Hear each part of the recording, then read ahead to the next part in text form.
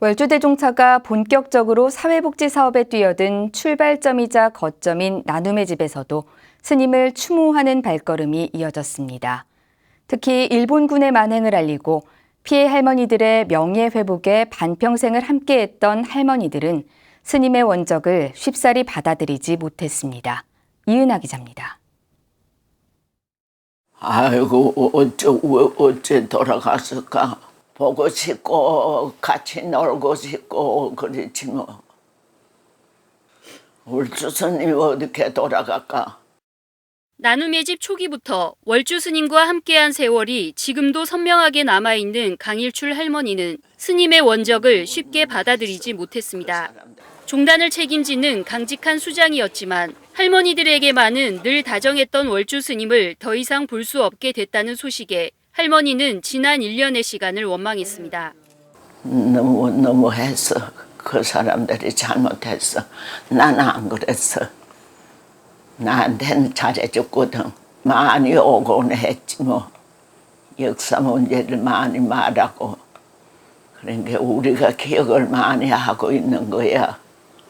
월주 스님이 죽을 줄 몰랐어. 천만에.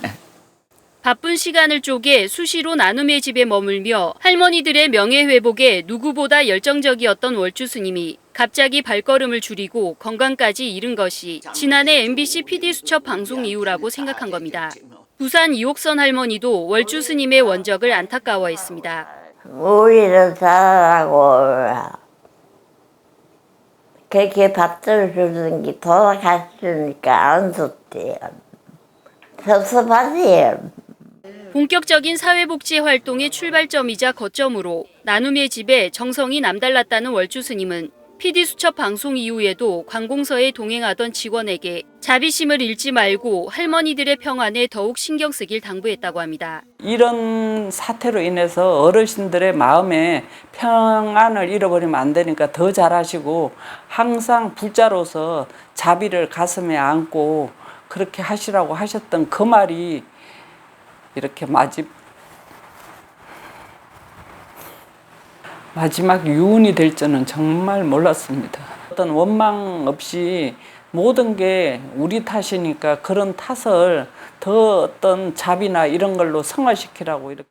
우용호 원장은 나눔의 집 설립 이후 20여 년 동안 이렇다 할 경고나 문제의식 없던 관할청이 방송 이후 모든 책임을 나눔의 집에만 묻고 상황을 악화시키고 있다며 행정적 미비를 지도하고 보완해야 할 책임이 어디에 있는지 묻고 싶다고 답답한 마음을 토로했습니다. 관심을 가지고 지도를 해 주셨더라면 이런 어떤 문제나 행정적인 절차상 문제가 전혀 생기지 않았으리라 생각합니다.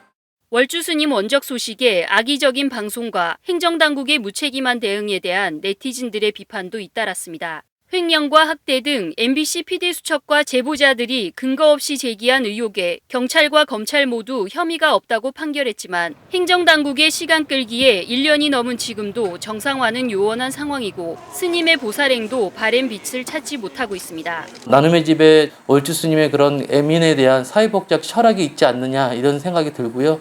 그런 것들이 저도 사회복지하지만 사회복지사들이 또 가야 할 길이 아닌가 싶습니다. 반드시 명예회복은 해야죠. 억울하지만 우리 남은 사람들이 스님 목으로 열심히 싸워가지고 명예회복을 시켜주는 방법이 더 있어요. 스님은 나눔의 집을 떠났지만 위안부 피해 할머니와 함께했던 스님의 원력이 제대로 기억되고 평가될 수 있도록 많은 이들에게는 또 하나의 숙제가 남겨졌습니다. BTN 뉴스 이은하입니다.